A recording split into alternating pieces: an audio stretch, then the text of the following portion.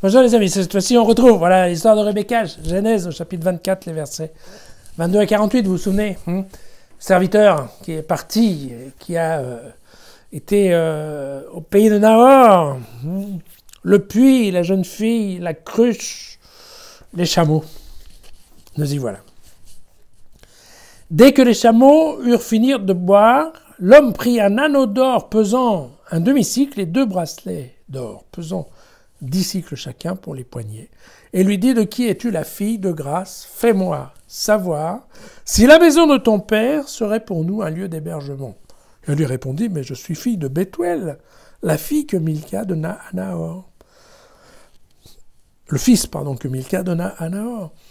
Puis elle lui dit: la paille autant que le fourrage abonde chez nous, et même la place pour loger.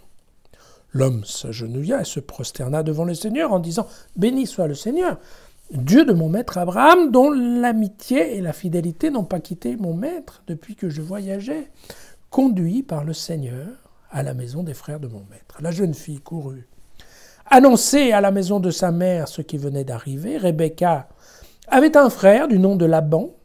On retrouvera Laban plus tard dans la Genèse. Il courut vers l'homme, dehors à la source.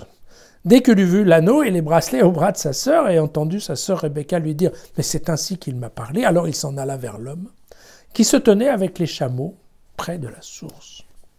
Viens, dit-il, béni du Seigneur, pourquoi te tiendrais-tu dehors alors que dans la maison j'ai fait place nette pour les chameaux? L'homme entra dans la maison et débatta les chameaux. On leur donna de la paille et du fourrage, et pour lui et ses compagnons de l'eau pour se laver les pieds. On lui présenta de quoi manger, mais il s'écria: je ne mangerai pas avant d'avoir dit ce que j'ai à dire. Alors les autres lui dirent: vas-y, parle. Alors il reprit: je suis serviteur d'Abraham. Le Seigneur a comblé de bénédictions mon maître, qui est devenu un grand personnage, et lui a donné petit et gros bétail, argent et or, serviteurs et servantes, chameaux et ânes. Sarah, la femme de mon maître, lui a enfin donné un fils en ses vieux jours. Mon maître lui a transmis tous ses biens et m'a fait prêter serment en ces termes: tu ne feras pas épouser à mon fils une fille des Cananéens dont j'habite le pays. Jure d'aller vers ma famille, vers la maison de mon père, prendre une femme pour mon fils. Alors moi j'ai dit à mon maître: mais peut-être cette femme ne me suivra-t-elle pas? Alors il m'a répondu: le Seigneur, en présence duquel j'ai marché, enverra son ange avec toi et fera réussir ton voyage. Tu prendras pour mon fils une femme de ma famille et de la maison de mon père. Tu ne seras quitte de mon adjuration que si tu vas chez les miens.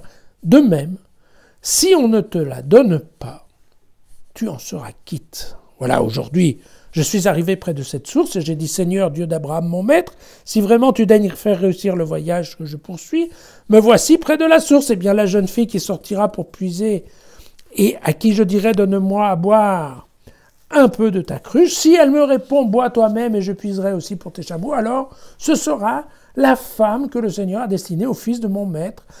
Je n'avais pas fini de parler en moi-même que Rebecca est sortie la cruche sur l'épaule, elle est descendue à la source pour puiser. Je lui ai dit: de grâce, donne-moi à boire. Elle s'est empressée d'abaisser la cruche et a dit: bois, et j'abreuverai aussi tes chameaux. J'ai bu, et elle a abreuvé les chameaux. Donc je l'ai interrogée: de qui es-tu la fille? Elle m'a répondu: je suis la fille de Bethuel, le fils que Milca donna à Nahor. J'ai mis alors l'anneau à ses narines et les bracelets à ses poignets. Je me suis agenouillé et prosterné devant le Seigneur. J'ai béni le Seigneur, Dieu d'Abraham, mon maître, qui avait fidèlement conduit mon voyage afin que je prenne la nièce de mon maître pour son fils.